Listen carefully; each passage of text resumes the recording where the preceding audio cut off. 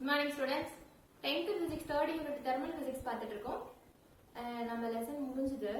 இந்த லெசன்ல நம்ம என்னென்னலாம் பார்த்தோம் அப்படின்ற ஒரு ரீகால் பார்க்கலாமா?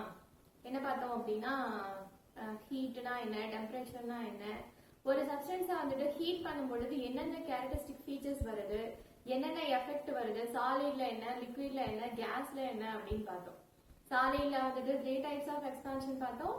லிக்விட்ல வந்துட்டு ரியல் எக்ஸ்பான்ஷன், அப்பரண்ட் எக்ஸ்பான்ஷன் அப்படின்னு பார்த்தோம். அது மெஷர் பண்றதுக்கான எக்ஸ்பெரிமெண்ட் பார்த்துட்டு நெக்ஸ்ட் கேஸஸ்ல வந்துட்டு ரியல் கேஸஸ்னா என்ன, ஐடியல் கேஸ்னா என்ன, ஐடியல் கேஸ் ஈக்குவேஷன் என்ன அப்படின்னு பார்த்து இந்த தேர்ட் லெசன் வந்துட்டு கம்ப்ளீட் பண்ணியாச்சு. சரிங்களா? அடுத்து நம்ம பார்க்கக்கூடியது என்ன அப்படின்னு பார்த்தா புக் பேக் கொஸ்டின்ஸ்ல இருக்கக்கூடிய நியூமரிக்கல் ப்ராப்ளம் பார்க்கலாம். உங்க புக்ல வந்து பேஜ் நம்பர் 40 எடுத்துக்கோங்க. 7th ரோமன்ல இருக்கக்கூடிய நியூமரிக்கல் ப்ராப்ளம் 2 ப்ராப்ளம் தான் இருக்கு. ஈஸியான ப்ராப்ளம் நம்ம பார்க்கலாம். ஃபர்ஸ்ட் क्वेश्चन என்ன அப்படின்னு பாத்தீங்கன்னா, find the final temperature of a copper rod whose area of cross section changes from 10 meter square to 11 meter square due to heating. The copper rod is initially kept at 90 Kelvin. Coefficient of superficial expansion is 0.0021 per Kelvin or Kelvin inverse. நம்ம என்ன சொல்லலாம், per kelvin சொல்லலாம் இல்லையா, kelvin inverse அப்படின்னு சொல்லலாம். சரியா? So என்ன கேட்டிருக்காங்க அப்படின்னு பாத்தீங்கன்னா, ஒரு காப்பர் ராடோட ஃபைனல் டெம்பரேச்சர் என்னன்னு ஃபைண்ட் பண்ணுங்க. சரியா? அதோட ஏரியா ஆஃப் கிராஸ் செக்ஷன் வந்து 10 மீட்டர் ஸ்கொயர்ல இருந்து 11 மீட்டர் ஸ்கொயருக்கு வந்துட்டு இன்க்ரீஸ் ஆகுது. எப்போ ஹீட் பண்ணும் பொழுது. அது காப்பர் ராடு வந்து இனிஷியலா எவ்வளவு டெம்பரேச்சர்ல இருக்கு அப்படின்றாங்கன்னா 90 கெல்வின்ல இருக்கு. இதனுடைய கோஎஃபிசியன்ட் ஆஃப் சூப்பர்ஃபிஷியல் எக்ஸ்பான்ஷன் அப்படின்னா பரப்பு வெப்ப விரிவு குணகம் கொடுத்துட்டாங்க. எவ்வளோ 0.0021 கெல்வின் இன்வர்ஸ் அப்படி கொடுத்தாச்சு. சரியா? சோ அப்ப நம்ம சம் எப்படி பார்க்கலாம் அப்படின்னு பாத்தீங்கன்னா, ஃபர்ஸ்ட் என்ன கொடுத்திருக்காங்க அப்படின்னு பாருங்க. இனிஷியல் ஏரியா கொடுத்துட்டாங்க. எவ்வளவு இருக்கு? ஒரிஜினல் ஏரியா 10 மீட்டர் ஸ்கொயர் இருக்கு. ஃபைனல் ஏரியா வந்து 11 மீட்டர் ஸ்கொயர் இருக்கு. ஹீட் பண்ணும் பொழுது 10ல இருந்து எவ்வளவோ எக்ஸ்பேண்ட் ஆகுதுன்னா 11 மீட்டர் ஸ்கொயரா எக்ஸ்பேண்ட் ஆகுது. அண்ட் அதோட இனிஷியல் டெம்பரேச்சர், என்னோட initial temperature copper rod, copper ராடோட இனிஷியல் டெம்பரேச்சர் வந்து என்னன்னு பாத்தீங்கன்னா 90 கெல்வின்.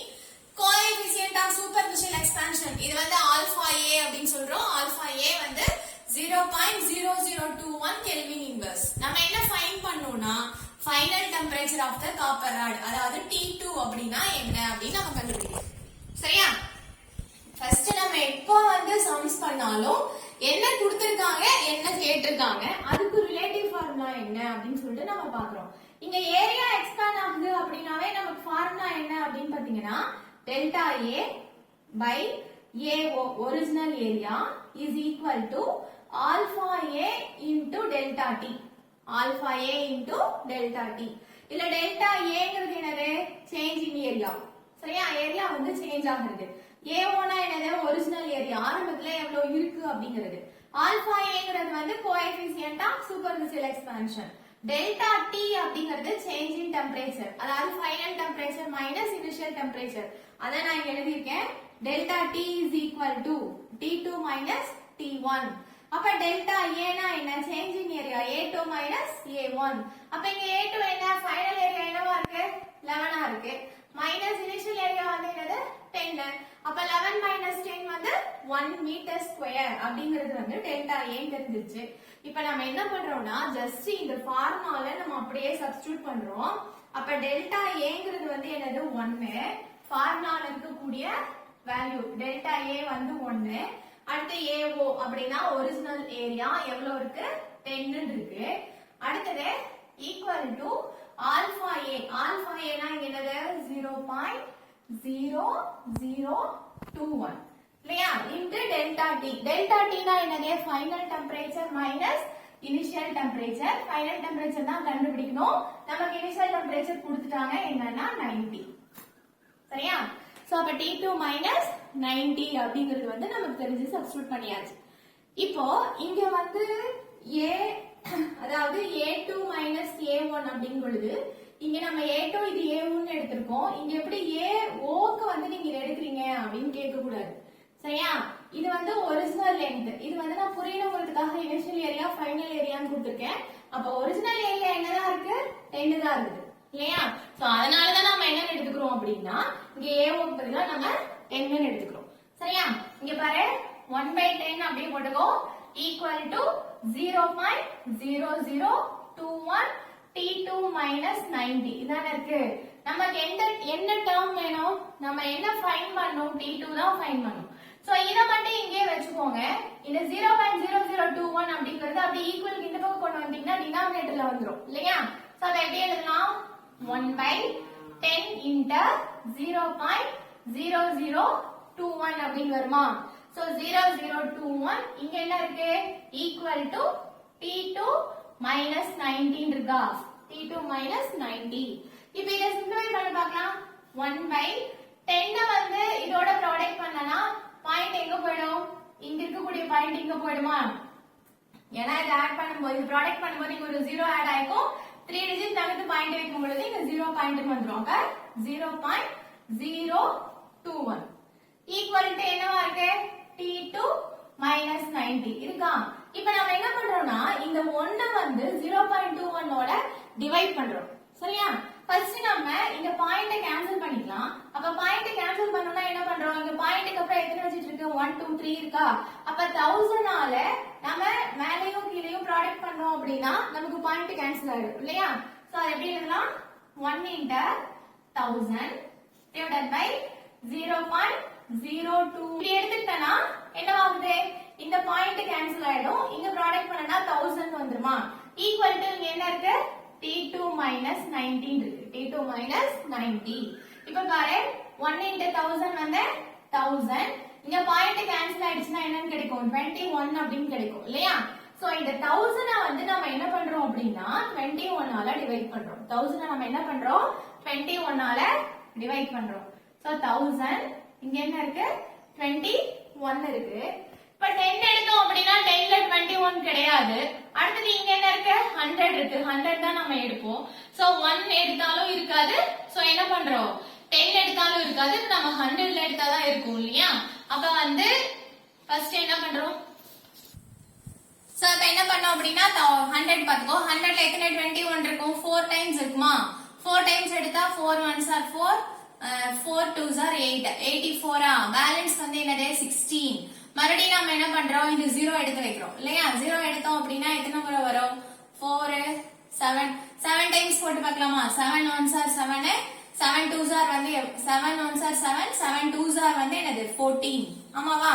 சோ இப்போ இதுல பேலன்ஸ் பாத்தீங்கன்னா 10 minus 7 வந்து 3, இங்க வந்து 5, 5 minus 4 வந்து 1. சோ 13 ஆ? இப்போ மறுபடியும் நம்ம ஒரு பாயிண்ட் வச்சு 0 எடுத்துக்கோங்க. 0 எடுத்தோம் அப்படினா 6 டைம்ஸ் வருமா? 6 1s are 6, 6 2s are 12, balance வந்து 4. அப்ப நம்ம என்ன எடுத்துக்கிறோம் அப்படினா 47.6 அப்படினு எடுத்துக்கலாம். சரியா? 47.6 அப்படினு எடுக்கிறோம். ஈக்குவல் டு இப்போ இத வந்து டிவைட் பண்ணா நமக்கு என்ன கிடைச்சிச்சு அப்படினா இங்க என்ன இருக்கு, T2 minus 19 இருக்கு. இப்போ இத டிவைட் பண்ணோம்னா நமக்கு என்ன கிடைச்சது, 47.6 is equal to T2 minus 90 அப்படி கிடைக்குதா? நமக்கு என்ன வேணும், T2 தானே வேணும். சோ T2 மட்டும் அந்த பக்கம் வச்சுக்கோ. அந்த 90 வந்து இந்த பக்கம் கொண்டு வந்தீங்கன்னு வைங்க, -90 அப்படிங்கறது வந்து ஈக்குவல் இந்த பக்கம் கொண்டு வந்தா என்ன ஆகும், +19 வருமா? கவனி, இங்க என்ன கிடைக்குது, 47.6 is equal to T2 minus 90. நமக்கு என்ன டேர்ம் தான் வேணும், T2 தான் வேணும். சோ அப்ப T2 மட்டும் வெச்சுக்கோ. இந்த -90 இந்த பக்கம் கொண்டு வந்தனா +90 ஆகும். சோ 47.6 இந்த -90 இந்த பக்கம் வந்தனா +90.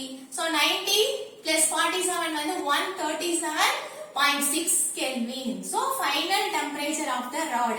Copper rod உடைய final temperature என்ன அப்படினு கேட்டா 137.6 Kelvin. சரியா?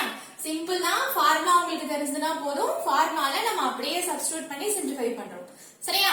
நெக்ஸ்ட் 7th ரோமன்ல செகண்ட் சம் பாருங்கடா.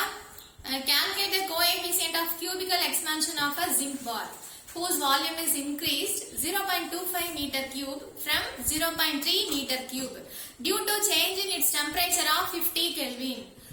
இந்த சம் கொஞ்சம் நம்ம கேர்ஃபுல்லா பார்க்கணும். சரியா? என்ன கேக்குறாங்கன்னா cubical expansion கேக்குறாங்க. coefficient of cubical expansion. அதாவது பரும வெப்ப விரிவு குணகம் என்ன அப்படினு கேக்குறாங்க. அப்ப என்ன கொடுத்திருக்காங்க, whose volume is increased. Volume வந்து எவ்வளவு இன்க்ரீஸ் ஆயிடுச்சு, 0.25 மீட்டர் கியூப் வந்து இன்க்ரீஸ் ஆயிடுச்சு. சரியா? ஃபர்ஸ்ட் சம்ல பார்த்தோம்னா இனிஷியல் ஏரியா ஃபைனல் ஏரியா கொடுத்திருந்தாங்க, எவ்வளவு இன்க்ரீஸ் ஆச்சு அப்படிங்கறது நம்ம ஃபைண்ட் பண்ணோம் இல்லையா. A2 மைனஸ் A1 ல இருந்து எவ்வளவு சேஞ்ச் ஆயிருக்கு அப்படிங்கறத நம்ம ஃபைண்ட் பண்ணோம். ஆனா இங்க சம்ல என்ன கொடுத்துட்டாங்க, இவ்வளவு இன்க்ரீஸ் ஆயிடுச்சுன்னு அவங்களே கொடுத்துட்டாங்க. அப்ப நம்ம அதை என்னவா எடுத்துக்கணும், இன்க்ரீஸ்ட் வால்யூமா எடுத்துக்கணும், அதாவது சேஞ்ச் இன் வால்யூமா எடுத்துக்கணும். அப்ப சேஞ்ச் இன் வால்யூம் வந்து டெல்டா வியா, டெல்டா வி எவ்வளவு 0.25 மீட்டர் கியூப். எங்க இருந்து இன்க்ரீஸ் ஆகுது, 0.3ல இருந்து இன்க்ரீஸ் ஆகுது. அப்ப 0.3 அப்படிங்கிறது வந்து இனிஷியலா இருக்கக்கூடிய ஒரு வால்யூம். 0.3ல இருந்து தான் எவ்வளவு இன்க்ரீஸ் ஆயிடுச்சு, 0.25 வந்து இன்க்ரீஸ் ஆயிடுச்சு அப்படின்னு அவங்க கொடுத்துட்டாங்க. சரியா. இந்த சம் வந்து இந்த எப்பவுமே நம்ம சம்ஸ் படிக்கிறோம் அப்படின்னா ஒரு சில வேர்ட்ல வந்து ட்விஸ்ட் வச்சிருப்பாங்க. சோ அது என்னங்கிறது பார்த்துட்டு நம்ம அதுக்கு தகுந்த மாதிரி ஒர்க் அவுட் பண்ணோம்னா ஈஸியா பண்ணிட்டு போயிட்டே இருக்கலாம். சரியா. சோ அடுத்து சேஞ்ச் இன் டெம்பரேச்சர். இங்க டெம்பரேச்சர் பாத்தீங்கன்னா ஃபைனலோ இனிஷியலோ கொடுக்கல, சேஞ்ச் இன் டெம்பரேச்சரே கொடுத்துட்டாங்க. என்னது, டெல்டா டியே கொடுத்துட்டாங்க. எவ்வளோ, 50 கெல்வின். சரியா, சிம்பிள் தான். பாரு என்ன கொடுத்திருக்காங்க, volume of the zinc bar வந்து V equal to 0.3 metre cube கொடுத்தாச்சு. அந்த ஜிங்க் பாருடைய வால்யூம் எவ்வளவு இருக்கு, 0.3 இருக்கு. எவ்வளவு மாறி இருக்கு, 0.25 மீட்டர் கியூப் வந்து சேஞ்ச் ஆயிருக்கு. சோ சேஞ்ச் இன் வால்யூம்னா நம்ம என்ன எடுத்துக்கிறோம், டெல்டா V அப்படின்னு எடுத்துக்கிறோம் இல்லையா. அடுத்து change in temperature, delta T. Delta T எவ்வளவு, 50 கெல்வின். இப்போ நம்ம என்ன ஃபைண்ட் பண்ணோம், கோஎஃபிஷியன்ட் ஆஃப் கியூபிக் எக்ஸ்பான்ஷன் கண்டுபிடிக்கணும். அதாவது ஆல்பா V என்ன அப்படின்னு கண்டுபிடிக்கணும். ஒரே ஃபார்முலா தானே, ஏரியாக்குள்ள வால்யூம் போட்டோம்னா முடிஞ்சு போச்சு. Delta V divided by V equal to V1 கூட போட்டுக்கலாம், ஏன்னா ஒரிஜினல் வேல்யூ. equal to அதே மாதிரி இங்க equal to alpha V into delta T. நம்ம இங்க என்ன கண்டுபிடிக்கணும், alpha V தான் கண்டுபிடிக்கணும் இல்லையா. அப்ப இந்த alpha V மட்டும் இந்த பக்கம் வச்சுக்கோ, delta T வந்து ஈக்குவல் இந்த பக்கம் கொண்டு போயிடு. அப்ப alpha V இங்க இருக்கு, delta T வந்துட்டு என்ன வந்துரும், கீழே டினாமினேட்டர்ல வந்துரும் இல்லையா. அப்ப alpha delta V divided by delta T into VO. V original value, V1 அது original value.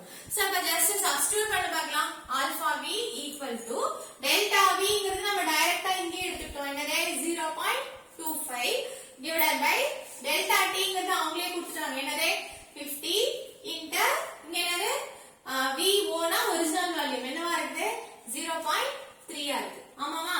சோ இப்ப பாருங்க 0.25 50 into 0.3, 5 3s are 15 னா அப்ப என்ன கிடைக்கும், 0.25 50 வந்து 0.3 ஆல ப்ராடக்ட் பண்ண, 5 3s are 15, அப்புறம் 115 வரும், ஒரு டிஜிட் நகர்த்து பாயிண்ட் வச்சனா 15 வந்துரும் இல்லையா. இப்போ நம்ம என்ன பண்றோம், as usual தான், இந்த பாயிண்ட பதிலா கேன்சல் பண்ணிக்கலாம். பாயிண்ட்க்கு அப்புறம் இங்க எத்தனை டிஜிட் இருக்கு, 2. அப்ப என்ன பண்ணனும், நாம 100 ஆல ப்ராடக்ட் பண்ணோம் இல்லையா. சோ 100 ஆல ப்ராடக்ட் பண்ணனா இங்க பாயிண்ட் கேன்சல் ஆயிடும், 25 னு கிடைக்கும். இங்க வந்து 1500 னு கிடைக்கும் இல்லையா. இப்போ 5 டேபிள்ஸ்ல கேன்சல் பண்ணிக்கோ, நீ 25 ல கூட பண்ணிக்கலாம். 5 5s are 25, 3 5s are 15, so 0 0. சரியா. அடுத்து 1 5s are 5, 6 5s are 30, 16 வந்துருச்சா, 1/60. இப்போ நாம என்ன பண்றோம் அப்படினா இந்த 1 வந்து 60 ஆல டிவைட் பண்றோம். எதுக்கு, ஆல்பா V வந்து கண்டுபிடிக்கிறதுக்காக. இப்போ பாரு 1 60 ஆல டிவைட் பண்றோம். 1 ல 60 கிடையாது, பாயிண்ட் வச்சு 0 எடுக்கிறோம். அப்பவும் 10 ல 60 கிடையாது, மறுபடியும் 0 சேர்த்துட்டு மறுபடியும் என்ன பண்றோம், இங்க ஒரு 0 சேர்த்துறோம். அப்ப என்னது, 100. இப்ப 100 டைம்ஸ் அப்படின்னு பார்த்தா 100ல வந்து எத்தனை 60 இருக்கு அப்படின்னு பாத்தீங்கன்னா 1 டைம் தான். 160s are 60, பேலன்ஸ் வந்து எவ்வளோ 40. மறுபடியும் வந்து 40 ல 60 கிடையாது, நம்ம என்ன பண்ணிக்கிறோம், 0 ஆட் பண்ணிக்கிறோம். அப்ப 400 அப்படின்னா 6 டைம்ஸ் போட்டு பாருங்க, 600 6 6 are 36, பேலன்ஸ் என்ன கிடைக்குது 40.